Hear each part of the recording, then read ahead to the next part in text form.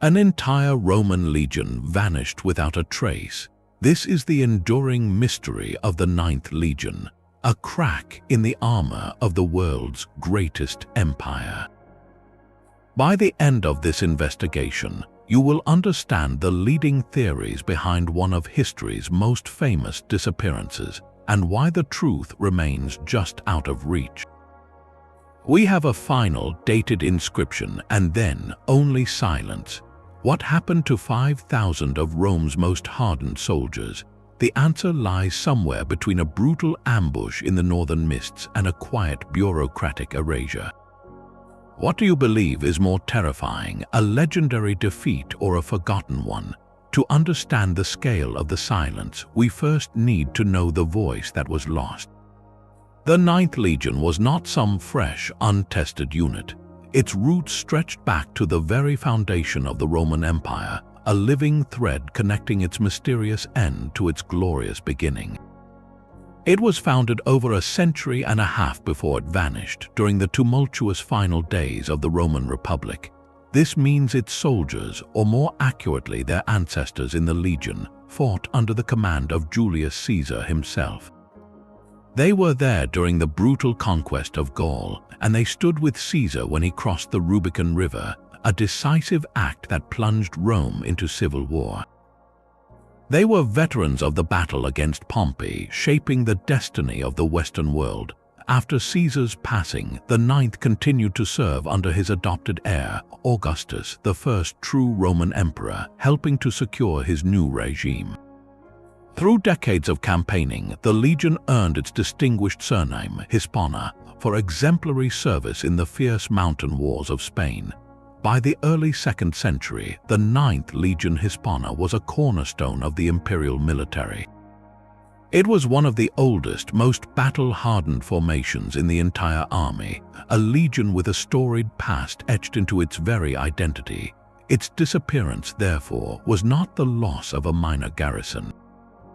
It was as if the most decorated regiment from a world war, with a history tracing back to Napoleon, simply ceased to exist one day, leaving behind only its empty barracks and a bewildered command. This prestigious reputation makes what happened next not just a mystery, but a profound historical paradox. By the early 2nd century, this storied legion had found its permanent home in one of the empire's most challenging outposts. The Ninth Legion Hispana was the mailed fist of Roman power in Britannia, stationed at the fortress of Eboracum, what we know today as the city of York in northern England. Their assignment was not a quiet retirement. Britannia was Rome's wild frontier, a land of dense forests, treacherous bogs, and fiercely independent tribes who had never fully accepted the eagle standard. The legion's primary duty was to project Roman authority northward into the untamed lands of the Brigantes and beyond, where the map essentially faded into mystery and rumor. This was a constant, grinding form of warfare, a battle against both the landscape and its people. The memory of a massive rebellion just a few decades prior would have hung heavily over the entire province. Led by the warrior Queen Boudica, a coalition of southern tribes had risen up, destroying 3 major towns and annihilating an entire legion before being brutally subdued. The Ninth itself had suffered significant losses in that earlier conflict, a stark reminder of the peril that simmered just beneath the surface of Roman control. So, when we picture the Ninth in its final years, we must see them not in the sunny, civilized Mediterranean, but in a cold, damp northern garrison. They were the guardians of a precarious border, looking out from the stone walls of Eboracum into a mist-shrouded country that resisted them at every turn.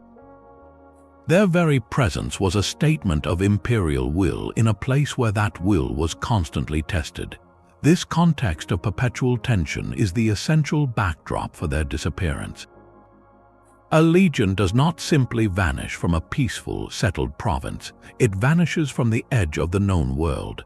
The silence begins with a single stone. In the damp earth beneath modern York, archaeologists uncovered a cornerstone, a heavy slab meant to mark the completion of a significant building within the fortress of Eboracum. Carved into its face is a formal inscription, a dedication to the Emperor Trajan, and it bears a crucial list of titles and names. Among them, clear as the day it was cut, are the words Legio IX Hispana. This stone is dated to around the year 108. It is the last certain trace, the final verifiable heartbeat of the legion. After this moment, the 9th Legion disappears from the archaeological record in Britain completely. No more inscriptions, no more stamped tiles from their workshops, no more letters home mentioning their postings. They are absent from later military diplomas, the official discharge papers for retiring soldiers that listed all the legions in a province. Most tellingly, when historians examine the master army lists compiled by the Roman Empire in the following decades, the 9th is simply not there. It is as if, after 180 years of distinguished service, the legion was quietly erased from the roster. This stone in Eboracum is the cliff's edge. Before it, we have history. After it, we have only mystery. So what could make 5,000 men and their legendary eagle standard vanish from the empire's memory? This administrative silence is the most compelling clue we have. A legion was not just a fighting force, it was a bureaucratic entity, a line item in the empire's vast ledger.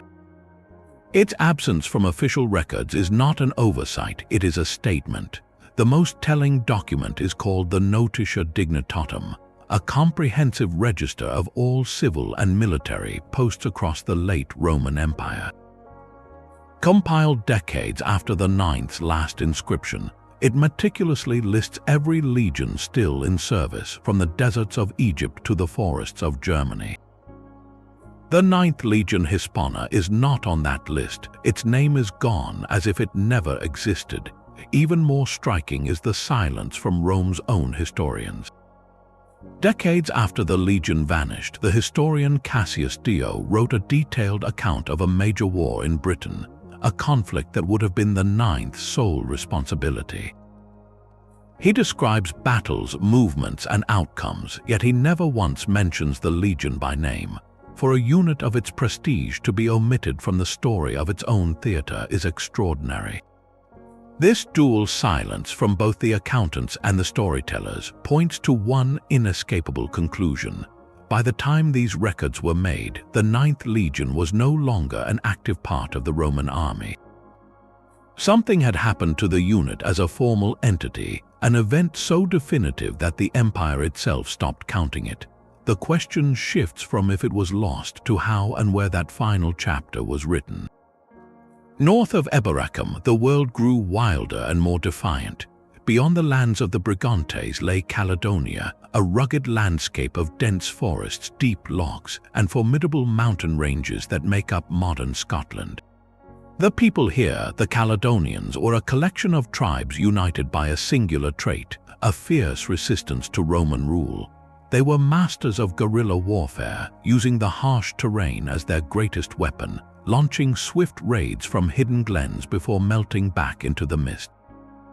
For the 9th Legion, stationed at York, these northern tribes represented the ultimate, unbroken challenge. Their very existence was a constant provocation to Roman authority, a reminder that the empire's reach had its limits. This was not a border with a neat line, but a vast, contested frontier zone where conflict was a regular feature of life. The pressure from the north was so intense, so persistent, that within a generation of the 9th's disappearance, Rome would take a step unprecedented in its history. It would stop trying to conquer the island entirely and instead build a wall. Beginning in the 120s, the Emperor Hadrian ordered the construction of a colossal stone barrier stretching 73 miles from coast to coast. Hadrian's wall was not just a fortification, it was a monumental admission. It declared that the land to the north was too costly, too difficult to hold. The very need for such a permanent, defensive structure speaks volumes about the military reality the 9th Legion faced. It suggests a threat so severe that the empire's best response was to seal itself off from it. This is the crucible in which the most dramatic theory about the legion's fate was forged. the idea that they marched north to subdue this threat and simply never returned. The most enduring and dramatic explanation is that the Ninth Legion met its end in a final, terrible battle. This theory paints a picture of the legion marching north from Eboracum, perhaps on a punitive campaign or to secure territory before the wall was even conceived. Deep in the misty glens and forests of Caledonia, far from the safety of their stone fortress, they could have been led into a perfect trap. The Caledonian tribes, masters of their harsh landscape, might have drawn the Romans into a narrow pass or a boggy field where their famed discipline and formations meant nothing. In such a scenario, the story goes, the entire legion was surrounded and overwhelmed. 5,000 men, from the commanding legate to the newest recruit, along with their sacred eagle standard, were lost in a single, catastrophic engagement. It is a narrative of heroic last stands and utter defeat, the kind of story that echoes through history. For a modern analogy, think of the complete loss of a modern aircraft carrier battle group in uncharted waters, vanishing without a single distress call. The silence afterward would be just as profound, just as terrifying. This theory satisfies a deep human need for a clear, if tragic, ending. It gives the legion a warrior's death, erased not by paperwork but by the sword. Yet for all its narrative power, this idea faces a significant historical problem. The Romans were meticulous record keepers, and they did not shy away from documenting military setbacks. The annihilation of an entire legion would have been a seismic event, a national trauma. Other famous defeats, like the loss of 3 legions in the Teutoburg forest decades earlier, were recorded in agonizing detail by historians like Tacitus. The empire mourned those losses for generations. So where is the record of the Ninth's demise? If 5,000 of Rome's best soldiers fell in Britain, why is there no official account, no monument to their sacrifice, no clear mention in the annals of the very war they were supposedly fighting? The absence of this expected record is a silence within the silence, a mystery that makes the simple story of a great battle feel frustratingly incomplete. Yet the earth itself holds no clear testimony to such a battle. The challenge with proving a grand, final confrontation lies in the nature of archaeology and the unforgiving landscape of northern Britain. Locating a single battlefield from nearly 2,000 years ago is a monumental task akin to finding a specific, violent storm that passed over a vast forest. The evidence is often fleeting: metal fragments, disturbed soil, and broken weapons scattered by time, weather, and centuries of agriculture. In the damp, acidic soils of Scotland and northern England, organic materials like leather, wood, and even bone can decay completely, leaving only the most durable metal artifacts behind. A conflict that did not involve a fortified position, a place where men stood and fought to the last, might leave only a thin, scattered layer of clues easily plowed away or washed into a riverbed. Furthermore, the aftermath of such an event is equally elusive. While the popular imagination might picture a single, vast memorial site, the reality of ancient warfare could be very different.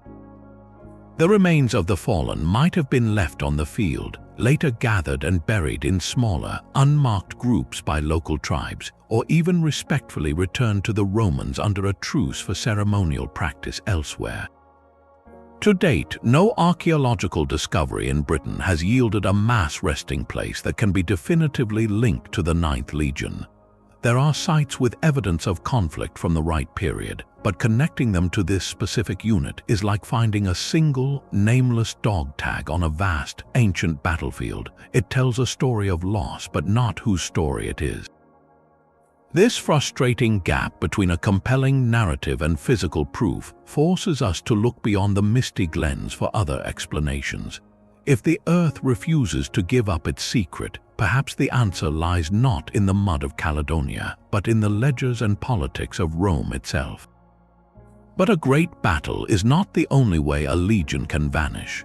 A second, quieter theory suggests the Ninth did not fall in a blaze of glory, but faded away through the cold mechanics of military bureaucracy.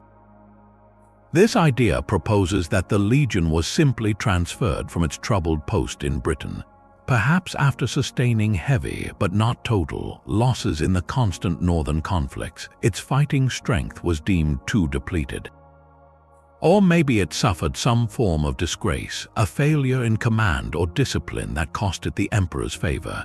In the Roman military system, a legion that could no longer function as an independent unit might be formally dissolved. Its remaining veteran soldiers would be transferred to replenish other legions, its cherished number retired, and its proud history quietly erased from the active rolls. Its eagle standard would be ritually decommissioned, a profound symbolic death for the unit. This was a fate almost as final as destruction in battle, but without the epic story. It was death by spreadsheet. A tantalizing clue for this theory comes not from Britain but from the continent. In the modern Netherlands, at a Roman fortress called Noviamagus, known today as Nijmegen, archaeologists found a fragmentary stone inscription. Dated to sometime after the year 120, it bears only part of a legion's name. The visible letters could be reconstructed as Legio IX, which some scholars argue stands for Legio IX Hispana, the 9th Legion. If this interpretation is correct, it places the 9th, or at least a detachment of it, on the continent years after its last known date in York. This single stone shard is the foundation for the transfer theory. It suggests the legion may have been pulled from Britain and sent to the Rhine frontier, another volatile border of the empire. There, in a different set of conflicts against Germanic tribes, the unit could have met its end through gradual attrition or a final, unrecorded engagement. The stone is maddeningly incomplete, a ghost of evidence that offers a possibility but no certainty. It is the bureaucratic echo of the legion, a paper trail that leads not to a battlefield but to another filing cabinet. The process of disbandment itself helps explain the profound silence. When a legion was dissolved, its identity was systematically dismantled. The remaining soldiers, perhaps a few hundred or 1,000 men, would be reassigned as individual reinforcements to other legions across the empire. They would adopt the number and identity of their new unit. The 9th's distinctive records, its pay ledgers, and its rosters would be archived or destroyed. Its cherished emblems would be put away to the central administration in Rome, updating its master lists. The 9th simply ceased to be a line item. For historians writing later, compiling their stories from official records, the legion would have disappeared from the narrative of Britain because it was no longer there, and its final fate on another frontier might have been lost in the clutter of constant imperial warfare. This theory transforms the mystery from a single, catastrophic event into a slow fade. It asks us to consider a less cinematic but equally plausible end, where the legacy of Julius Caesar's veterans dissipated not with a roar in the Scottish mists, but with the quiet scratch of a clerk's pen, reassigning the last of its men to guard a river in Germany. Yet this theory, too, has its own unresolved questions. If the 9th was transferred and later disbanded in disgrace or after heavy losses, why is there no clearer record of that shame or that final campaign elsewhere? The Nijmegen inscription remains hotly debated, a single piece in a puzzle where the picture is still missing. That single stone shard is not the only clue from the continent. In the same soil of the Nijmegen fortress, archaeologists unearthed something more ordinary, and in its own way more telling. It was a roof tile, baked from local clay and hardened in a Roman kiln. On its flat surface, pressed into the soft clay before it was fired, is a clear official stamp. The impression reads LEGVIH, an abbreviation for Legio IX Hispana, the 9th Legion. This is not a grand monument, but a piece of everyday military infrastructure, a fragment of a barracks or a storehouse roof. Its discovery seems to slam the door on the mystery, placing the 9th Legion firmly at this Dutch fort well after its last known date in Britain. But in archaeology, a single piece of evidence often opens more doors than it closes. This humble tile sits at the center of a fierce historical debate because its meaning is not as straightforward as its stamp. The argument hinges on a simple question: does finding the legion's stamp on a tile in the Netherlands mean the entire legion was physically stationed there? At first glance, the answer seems obvious. A unit stamps its tiles to mark its property, to track its supplies, and to claim credit for construction work.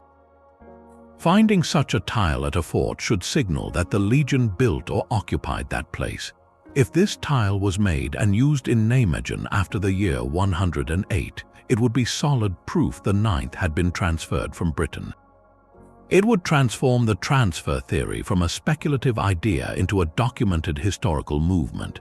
The narrative would shift from a disappearance in the Scottish Mists to a redeployment across the North Sea.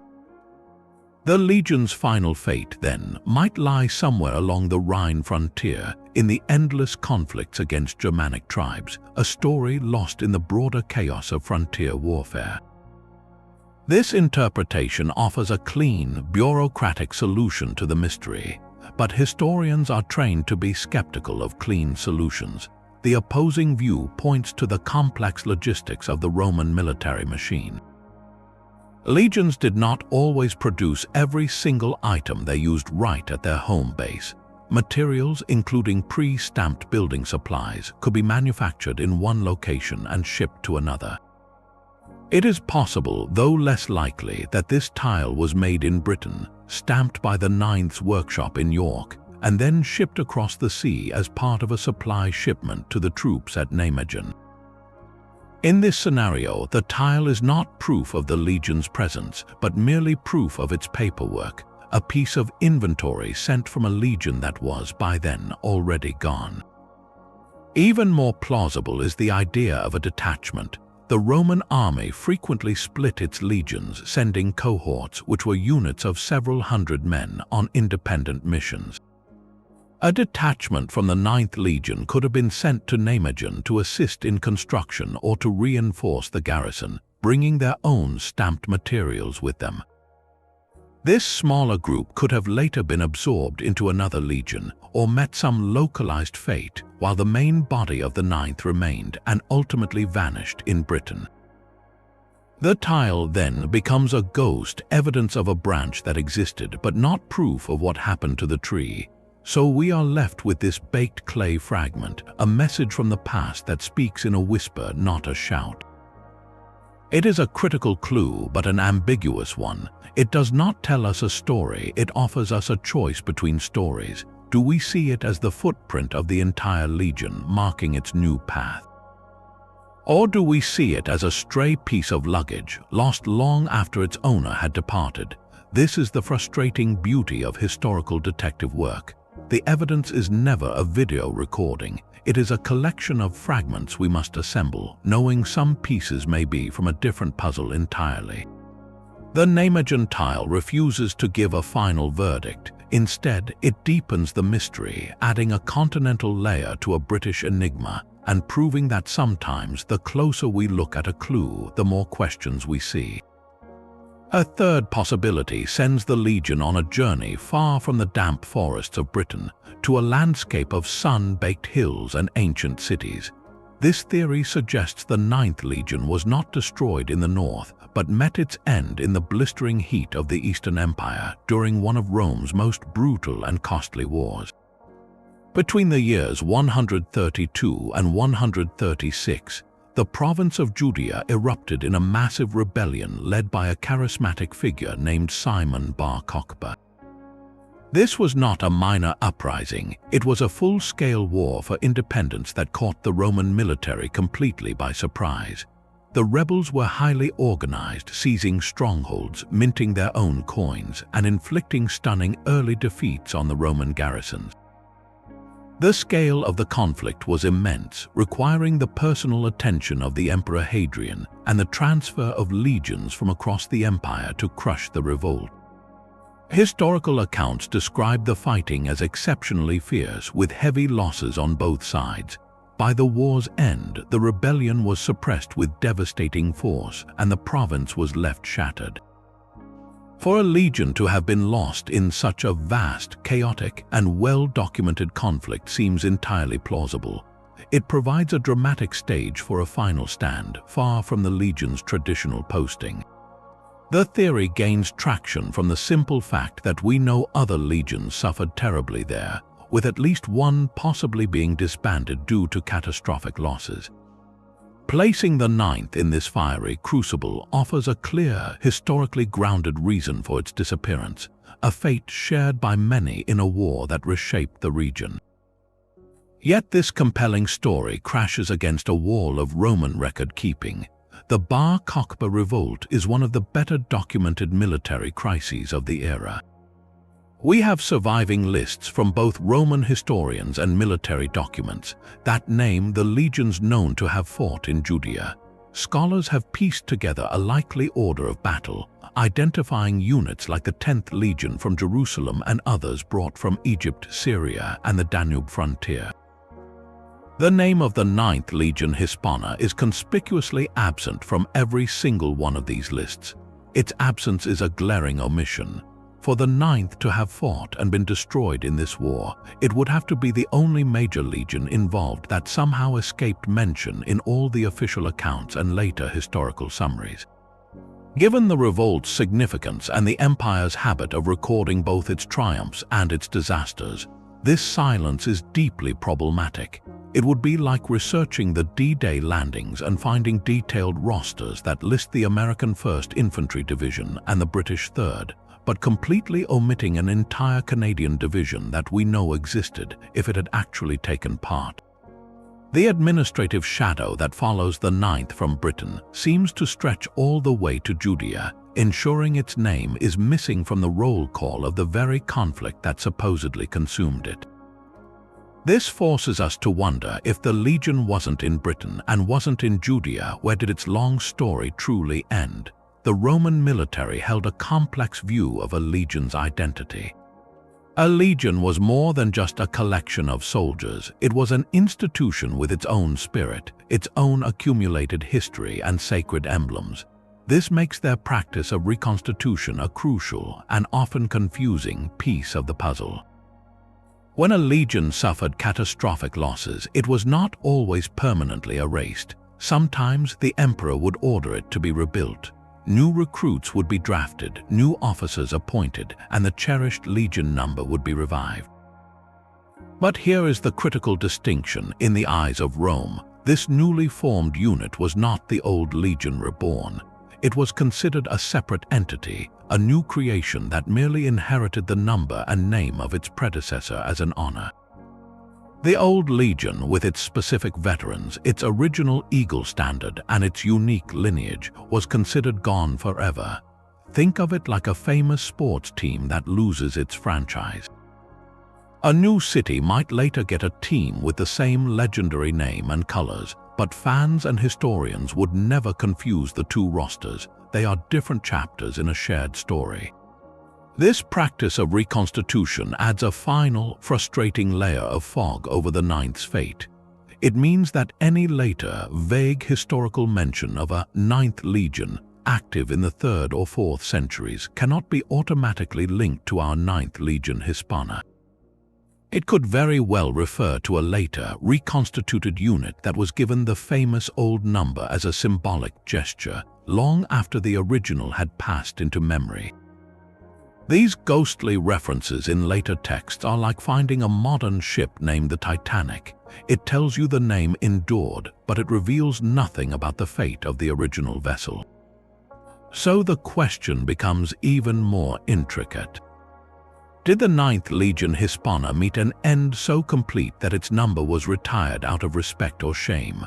Or was it reconstituted at some point, its number living on while its true story was forgotten?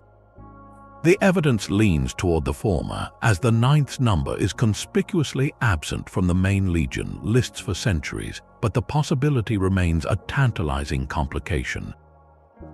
It ensures that the trail does not just go cold, it sometimes leads to a different door entirely, a door marked with the same number but guarding a different story. The written word offers another path through the silence, beginning with a historian who had a personal connection to the legion's world. The Roman senator Tacitus is our most detailed source for early Roman Britain, and his perspective is uniquely intimate. His father-in-law, Gnaeus Julius Agricola, served as governor of Britain for 7 years from around 77 to 84, a period of intense campaigning in the north. As the provincial commander, Agricola almost certainly led the 9th Legion into battle on multiple occasions. Tacitus, writing his biography of Agricola, provides a snapshot of the legion from this earlier era, and it is not a picture of invincible strength. He recounts an alarming incident where the 9th was nearly overrun by a night attack from a northern tribe. Tacitus writes that the legion was severely mauled, and only the timely arrival of Agricola with the rest of the army saved it from a worse fate. This tells us that decades before its disappearance, the 9th was already experiencing severe combat losses and moments of profound vulnerability. It was a unit that could be brought to the brink. While this event did not destroy the legion, it established a pattern of hardship in the northern theater.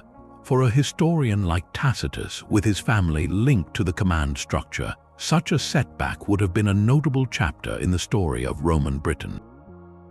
His account suggests that the 9th's position was perilous long before the final mystery, setting a precedent for the kind of disaster that could, under worse circumstances, become total. This literary clue does not solve the disappearance, but it firmly plants the idea of the legion's potential for catastrophic loss in the historical record, narrated by a voice close to the action.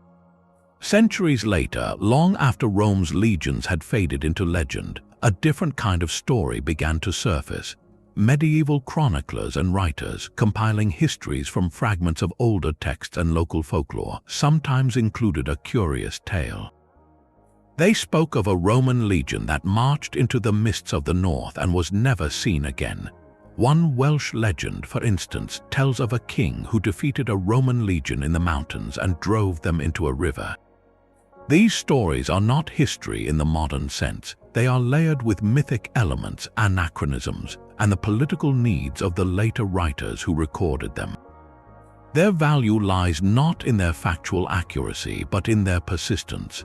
They represent a distant, distorted echo of a real event that lingered in the cultural memory of Britain. For a folk tradition to preserve the idea of a lost Roman legion over hundreds of years, there had to be a kernel of something remarkable at its origin. It is as if the land itself remembered a great absence, a shock so profound that it became woven into the local stories passed down through generations. These legends cannot tell us what happened, but they powerfully suggest that something monumental did. They are the ghost in the folklore, a whisper that something once mighty vanished from those northern hills, leaving behind a story too big to be completely forgotten. When we weigh these literary echoes, from Tacitus's first-hand report to the medieval murmur, we are not finding a document that says what happened. We are instead tracing the outline of a shadow, a consensus across time that the 9th Legion story ended in a way that demanded to be told, even when the precise details were already lost.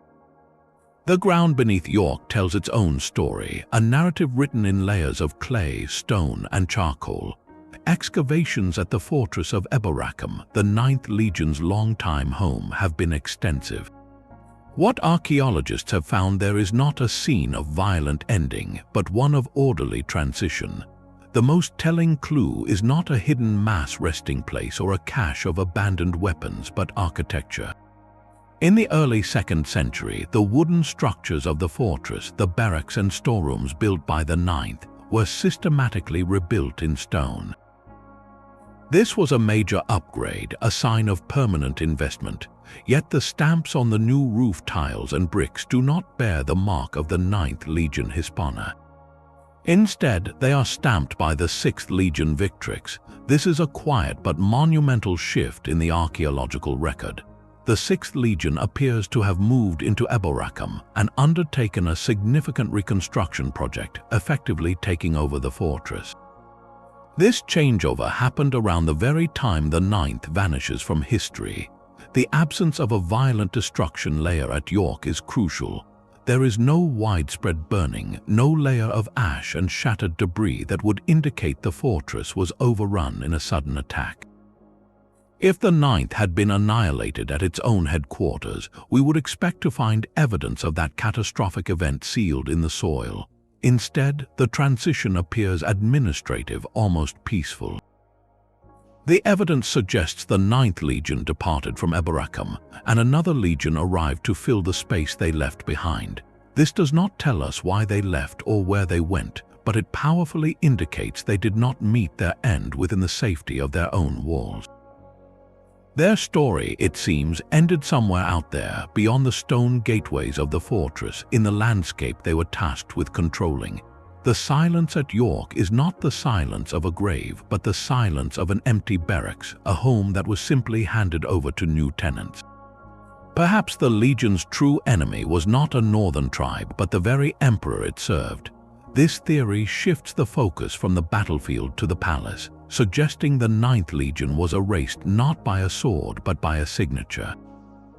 The emperor in question is Hadrian, a ruler defined by his pragmatism and his profound sensitivity to the limits of imperial power. His reign marked a decisive shift from relentless expansion to a policy of consolidation and defined borders. His most famous act in Britain, the construction of the Great Wall that bears his name, was the ultimate symbol of this new philosophy.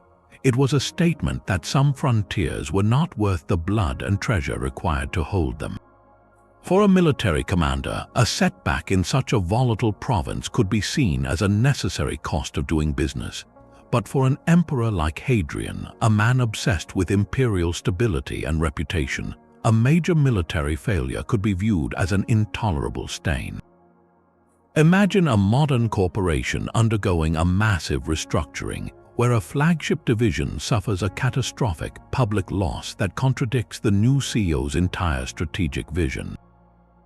The easiest solution for the new leadership might not be to rebuild the division's reputation, but to quietly dissolve it, folding its remaining assets into other units and removing its name from the corporate history to protect the brand. A mutiny or a disastrous defeat stemming from poor leadership within the Legion would have been especially unforgivable. Hadrian was known for his hands-on management of the military, and he demanded absolute discipline. An entire legion failing in its core duty, or worse, turning against its command, would represent the exact kind of disorder he sought to purge from the empire. The official response to such a disgrace would not be a monument but a deliberate silence. Disbanding the legion for cause would be a bureaucratic and symbolic execution. Its number would be permanently retired, its standards taken down, and its history scrubbed from the active rolls as a lesson to others. This process of damnatio memoriae, the condemnation of memory, was typically reserved for traitors and disgraced emperors. Applying it to a legion would be extreme, but for a profound failure it is conceivable. The complete absence of the 9th from later army lists and the puzzling lack of any commemorative marker for a unit with such a long history fits this scenario perfectly. A legion that dies heroically might be remembered. A legion that fails its emperor might be ordered to be forgotten. This explanation turns the mystery inward, framing the vanishing not as a physical event in the mist, but as a political decision in the sunlit halls of Rome, where the greatest threat to a soldier's legacy was not a Caledonian blade but imperial displeasure. For a Roman legion, its standards were far more than simple flags. These sacred emblems, mounted on poles and carried at the head of every formation, were the beating heart of the unit's identity. The most revered of all was the aquila, the eagle. Crafted from silver or gold with wings spread as if in flight, it was not merely a symbol, it was considered the living spirit of the legion itself, a direct link to the favor of the gods. To lose the eagle in battle was the ultimate, unthinkable disgrace. It meant the legion's spirit had been captured, its honor shattered beyond repair. The entire empire would mourn such a loss as a spiritual catastrophe. When 3 legions were annihilated in the Teutoburg forest decades earlier, the recovery of their lost eagles became a national obsession for the emperors who followed, a quest to heal a deep wound in Rome's pride. So, if the 9th Legion was wiped out in a great battle, the fate of its eagle is not a minor detail. It is the central question of its story. The capture of a legionary eagle by a northern tribe would have been their greatest possible trophy, a tangible proof of victory over the gods of Rome. Such an event would have echoed through the tribal lands for generations, likely becoming a central legend, an artifact of immense power and prestige.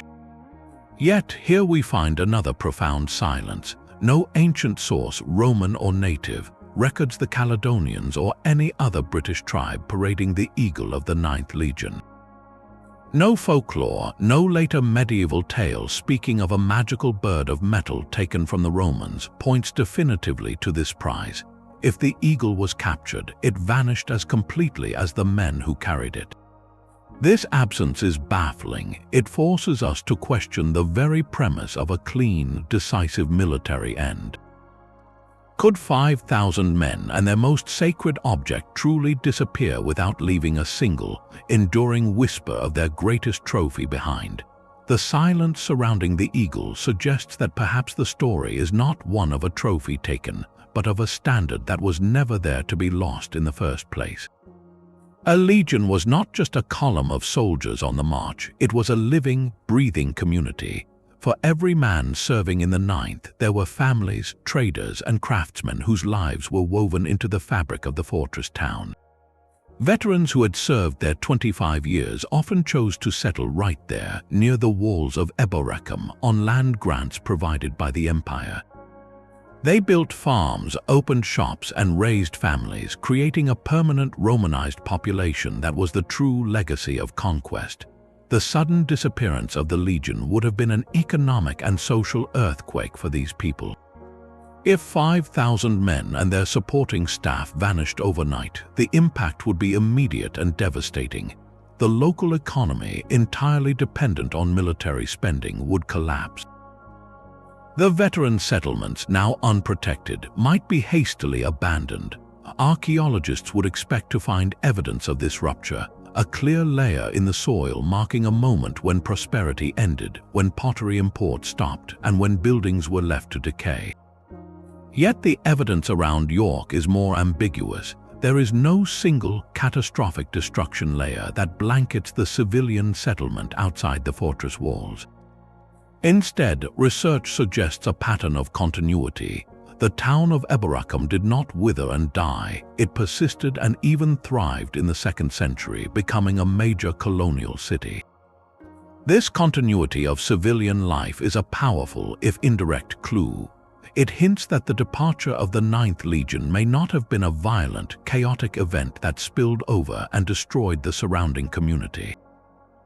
The families and veterans seem to have remained, adapting to a new reality.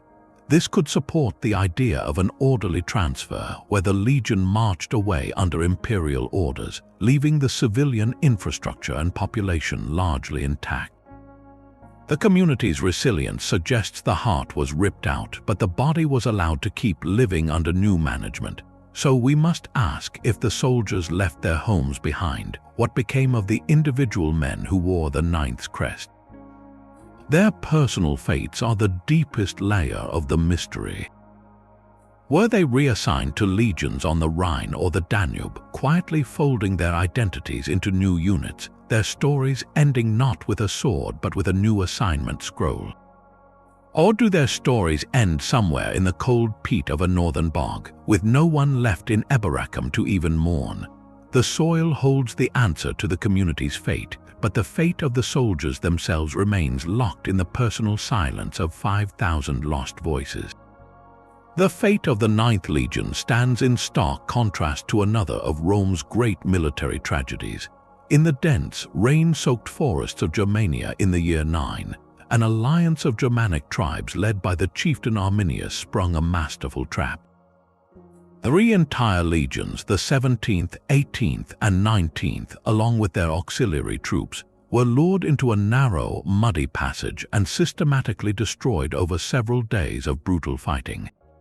This event, the Battle of the Teutoburg Forest, was a catastrophe that echoed through the ages, costing Rome nearly 20,000 men and halting its expansion east of the Rhine River for good. The historical record of this disaster is remarkably clear. The Roman historian Tacitus provides a detailed, mournful account describing the ambush, the desperate last stands, and the profound shock that reverberated back to Rome itself. The Emperor Augustus was said to have wandered his palace crying out, "Quintilius Varus, give me back my legions," a personal and political grief immortalized in writing. Even more compelling is the archaeological evidence. At a site near modern Calchris in Germany, excavators have uncovered a landscape of loss. They found a narrow defile littered with thousands of artifacts, from shattered armor and weapons to coins minted no later than the year 9. Most hauntingly, they uncovered evidence of a makeshift field wall used by the Germanic warriors to funnel the Romans into a killing zone, and even small pits containing the remains of fallen soldiers and their animals. This site is a time capsule of a single horrific event, its physical proof lying in the soil for 2 millennia. The story of Teutoburg is a complete one, a terrible defeat documented by both the pen and the spade. Now hold that complete picture in your mind. The 9th Legion's disappearance presents the exact opposite case. For the 9th, we have no contemporary historian describing its last battle. We have no grieving emperor's cry preserved in the annals. Most critically, we have no archaeological site that can be definitively linked to its final moments. There is no British Calchris, no scattered field of armor that whispers its name. This comparison does not prove the 9th was not destroyed in battle, but it highlights how profoundly unusual its vanishing truly is. A legionary disaster of that magnitude should leave a scar both in the written record and in the earth. The fact that it has left neither is what elevates the story of the 9th from a military setback to an enduring historical enigma. It is the difference between a known tragedy, however grim, and a true disappearance into the silent fog of time. Hadrian was a ruler who saw borders not as lines to cross but as walls to build. His ascent to the imperial throne in the year 117 placed him at the helm of an empire stretched thin, its resources drained by decades of relentless conquest under his predecessor, Trajan. Hadrian inherited a realm that reached its greatest geographical extent, a vast territory that was becoming increasingly difficult and costly to administer and defend. Almost immediately, he enacted a stunning reversal of policy. He abandoned the newly conquered eastern territories, pulling the legions back to more defensible lines. His vision was not of an ever-expanding empire, but of a consolidated, secure, and sustainable one. He spent more than half of his reign traveling the provinces, inspecting fortifications, and personally addressing the needs of the army. This was an emperor deeply concerned with the practical limits of power, a man who understood that overreach could be as dangerous as any foreign enemy. His famous wall in Britain, begun in the year 122, is the ultimate stone and mortar expression of this philosophy. It was not a forward base for further invasion, but a definitive statement of a frontier. It declared, "Here the empire stops." This monumental shift from offense to defense reshaped the entire Roman military mindset. For a legion like the 9th, whose entire purpose was aggressive campaigning in the north, Hadrian's new strategy would have rendered its traditional role obsolete almost overnight. The question for us now is one of sequence and cause. Did the disappearance of the 9th Legion act as a catalyst, a shocking demonstration of northern danger that convinced Hadrian a wall was necessary? Or was the legion's fate a direct consequence of this new, cautious policy, a unit sacrificed or sidelined in the empire's strategic retreat? Imagine a modern military, after years of offensive operations, suddenly ordered to adopt a purely defensive posture. The elite special forces units designed for deep strikes suddenly find themselves without a mission.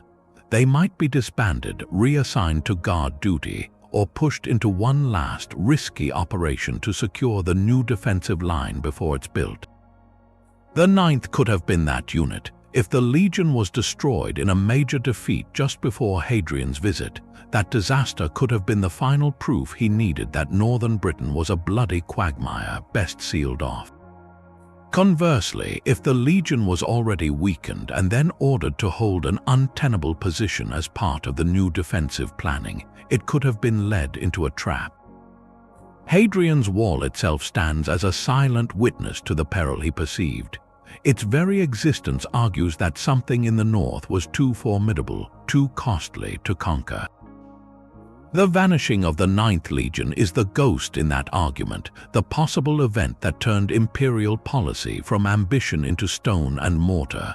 Whether it was the cause or a casualty, the Legion's story is forever intertwined with the emperor who decided that some mysteries were best left walled off, buried in the mist beyond the empire's last great fortification.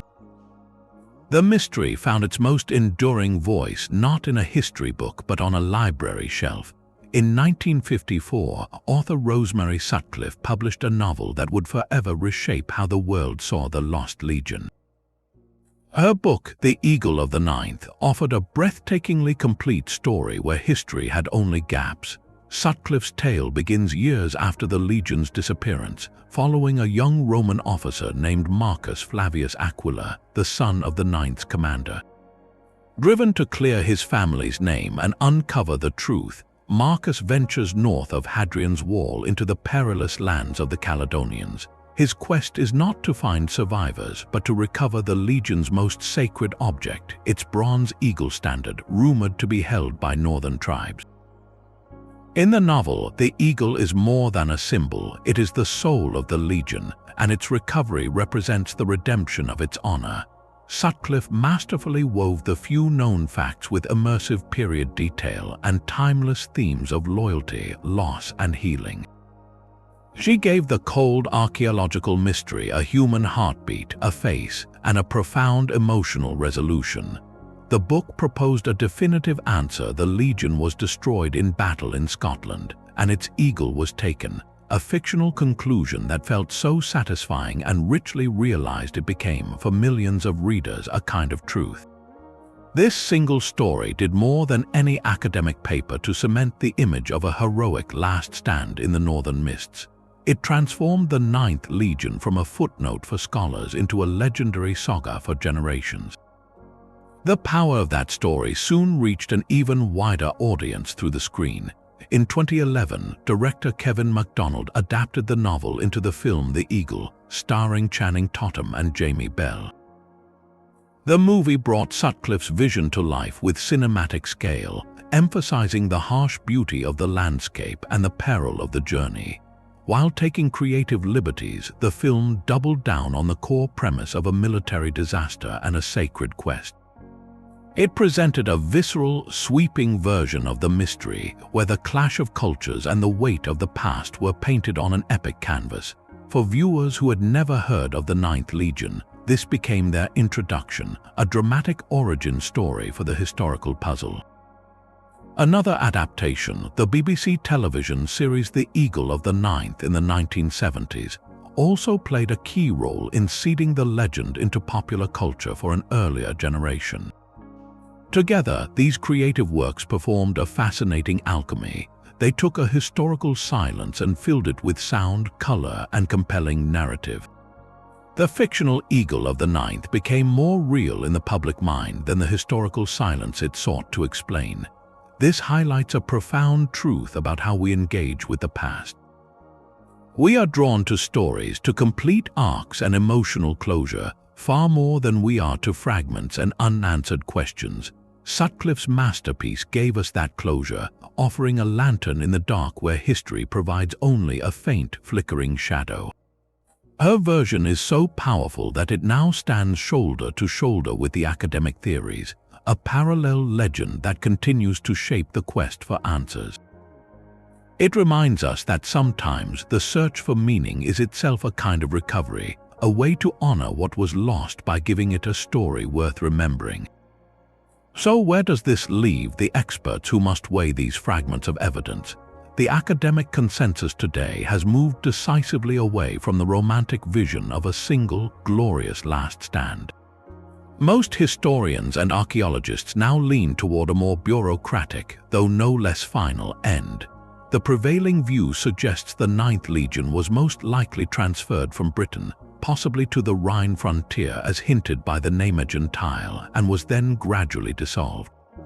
This dissolution could have been due to heavy losses sustained in a forgotten campaign, a disciplinary action, or simply as part of the broader military reorganization under Hadrian.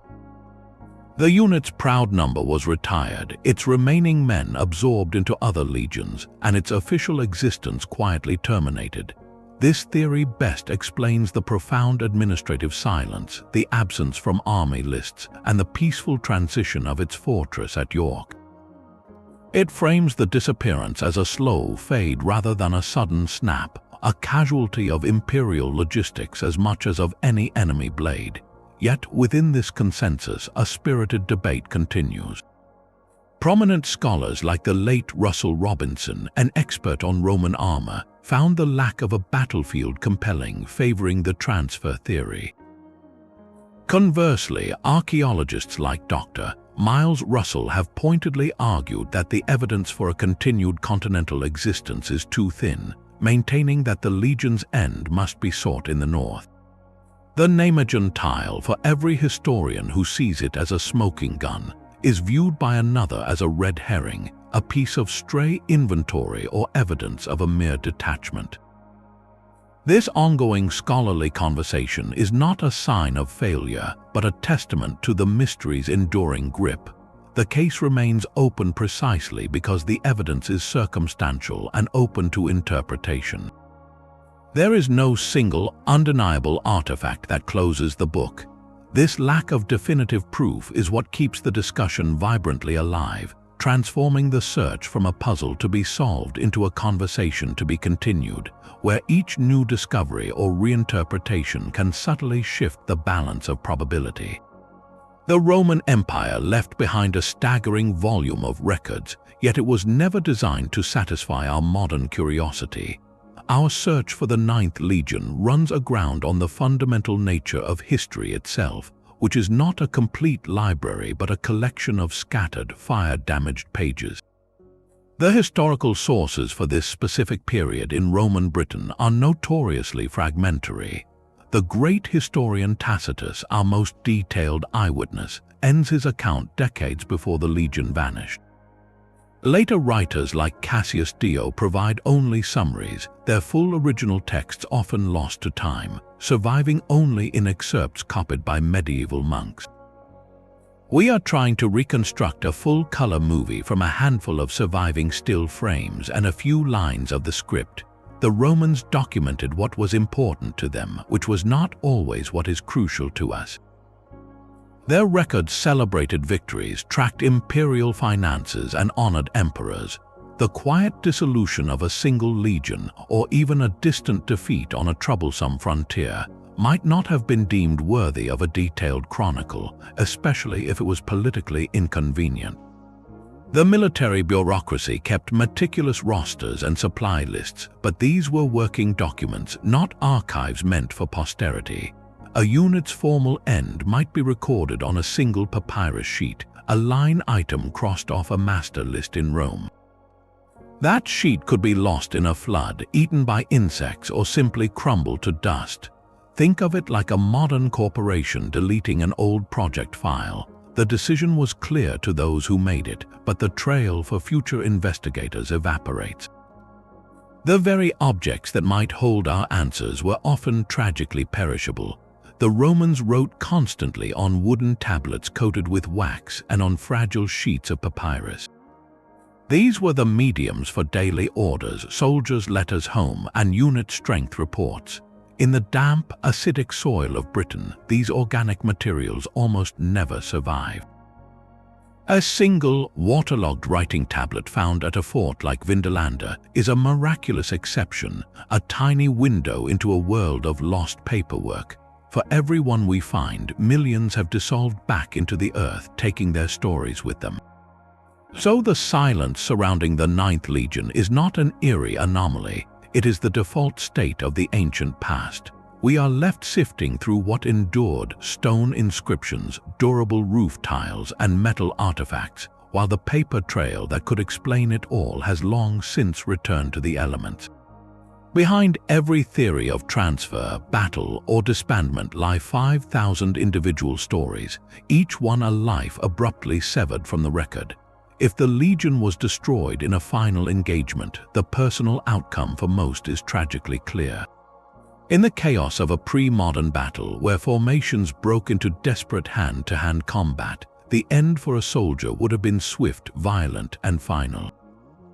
For the wounded left on the field, the harsh reality of the ancient world offered little hope of recovery. Survival was a matter of chance, dependent on the mercy of the victors or the ability to hide and crawl away. Those who fell would have been left where they lay, their remains eventually covered by peat, washed into rivers, or respectfully laid to rest in simple, unmarked graves by local people, their identities dissolving into the landscape itself. This fate transforms the Legion from a unit into a community of loss, a silent field where 5,000 personal ambitions, fears, and memories were extinguished in a single fog-shrouded afternoon. If the transfer and gradual dissolution theory holds true, the human experience becomes one of quiet dispersal rather than cataclysm. A soldier who had sworn his oath to the 9th Legion Hispana would have received new orders. He would have packed his kit, said farewell to the familiar walls of Eboracum or a continental fort, and marched with his comrades to a new posting, perhaps along the Rhine or Danube frontiers. There, he would be formally integrated into a different legion, taking on its number and identity. His personal connection to the storied history of the 9th would become a private memory, fading with each passing year as he served under a new Eagle standard. For the veteran who had already completed his 25 years of service, the outcome might have been a grant of land, not in familiar Britain, but in some distant province like Gaul or Thrace.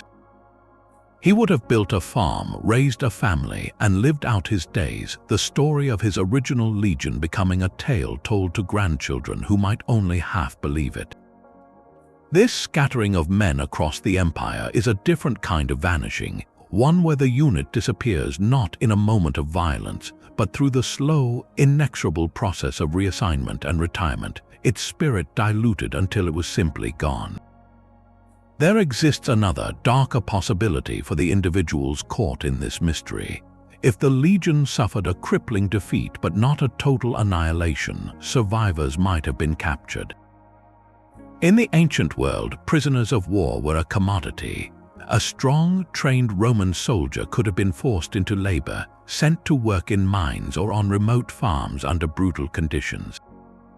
He could have been traded far from the site of his capture, ending his days in servitude in a land whose language he did not speak, his former life as a legionary erased completely. Alternatively, some men might have chosen a path of radical assimilation. Stranded behind enemy lines separated from the empire, a small group could have shed their Roman identity to survive. They might have been absorbed into a local tribe, trading their armor for woolens, their Latin for a Celtic dialect, and their military discipline for a new life. Their skills in metalworking, engineering, or warfare could have granted them a precarious place in a new community. Over generations, any memory of their origin would have melted away, leaving only perhaps a strange technique in local craftsmanship or a family legend of faraway ancestors. This path represents the most complete personal vanishing of all, a conscious shedding of one world to cling to life in another. Ultimately, the fate of the 9th Legion is a story of silence layered upon silence. We have the administrative silence of missing records, the archaeological silence of an unlocated battlefield, and finally, the profound human silence of 5,000 voices that fell quiet, each in their own way. Whether they fell together on a northern hillside or were scattered to the winds of the empire, their collective disappearance created a vacuum, a blank space in history that our imagination continually tries to fill. We are left not with an answer, but with a haunting absence. That absence challenges us to remember that history is not just about empires and legions, but about the countless ordinary individuals who lived, served, and vanished, leaving behind only the faintest echo of their passage. The mystery of the ninth endures not because we lack theories, but because we lack them. The men whose stories are the true final chapter, forever lost to time. The story of the Ninth Legion is a map with a blank space at its center. We have the edges, the borderlands of evidence, but the crucial terrain remains uncharted. The most fundamental questions are also the simplest. Where exactly did the Legion make its final camp? Was there a single decisive event, or a slow unraveling over months or years? And perhaps most hauntingly, what became of the eagle, the soul of the unit? These are not just academic puzzles, they are the missing coordinates in a 2,000-year-old story. Without them, every theory, no matter how compelling, remains a possibility rather than a proven path. This enduring uncertainty is precisely what fuels modern research, turning scholars into detectives armed with tools the Romans could never have envisioned. Today's investigations are looking less for a dramatic battlefield and more for the subtle traces of presence and absence. One promising avenue is soil geochemistry, a technique that analyzes the chemical signature of the earth. Roman military sites, with their concentrations of people, animals, and industry, leave behind distinct chemical markers, elevated levels of metals like copper and lead from equipment, or phosphates from food waste and sanitation. By systematically surveying areas in northern Britain or along the Rhine, researchers could potentially identify previously unknown fortifications or even temporary marching camps that lack visible stone foundations. These chemical ghosts could chart the legion's final movements, revealing a route to its last known position. From the ground, we look to the sky. LiDAR, which uses laser pulses to map terrain through dense forest canopy, has revolutionized archaeology. In the rugged landscapes of Scotland or the wooded regions of the Netherlands, this technology can reveal the faint, geometric outlines of ancient structures completely invisible from the surface. A lost Roman fort, a series of marching camps, or even evidence of engineered siege works could emerge from the digital mist, providing a tangible location to excavate. The search also turns inward to the storage rooms of museums themselves. Collections worldwide hold thousands of unstudied or poorly catalogued fragments from Roman sites. A nondescript piece of stone, long stored in a box, might bear a few crucial letters when re-examined under new lighting or with advanced imaging. That fragment could be the missing part of an inscription naming the Ninth Legion in a new location or at a later date, a single sentence that rewrites the entire timeline. This mystery is far from a closed case. It is an active, evolving investigation where each technological advance offers a new lens on the past. The silence of the Ninth Legion is not an ending, but an invitation, a call to look again, to scan the soil and the sky, and to listen for the faintest echo in the fragments left behind. The fate of the Ninth Legion remains the Roman Empire's most haunting military enigma. After sifting through the fragments of stone, whispers in ancient texts, and the silent soil of its fortress, we are left not with a verdict but with a profound and enduring question mark. The weight of modern scholarship leans toward a quiet, bureaucratic end, a transfer and gradual disbandment that erased the legion from the imperial ledger. This explanation fits the administrative silence and the peaceful transition at York, a story of imperial reorganization rather than epic catastrophe. Yet, for all its logical appeal, this conclusion struggles to dislodge a far more powerful image from our collective imagination. The romantic vision of a lost legion, swallowed by the mists of Caledonia in one final, defiant stand, holds a grip on us that facts alone cannot loosen. It speaks to something deeper than history, a longing for stories of heroic sacrifice and mysterious vanishings at the very edge of the known world. This enduring duality is the true legacy of the Ninth. Its story is a mirror held up to the limits of imperial power, revealing how even Rome's mighty reach could simply fade into a northern fog. It is also a stark lesson in the fragility of memory itself, showing how the detailed records of a vast civilization can still dissolve, leaving behind a silence so compelling we feel compelled to fill it with our own theories and tales. The mystery persists not because the evidence is contradictory, but because it is incomplete, a puzzle missing its central piece. So we are left to wonder across 2,000 years which ending feels more true to you. Does the legion rest in some unmarked field in Scotland, or was its spirit quietly retired on a clerk's scroll in Rome? The story belongs to you now. Share your verdict on the fate of the vanished Ninth in the comments below.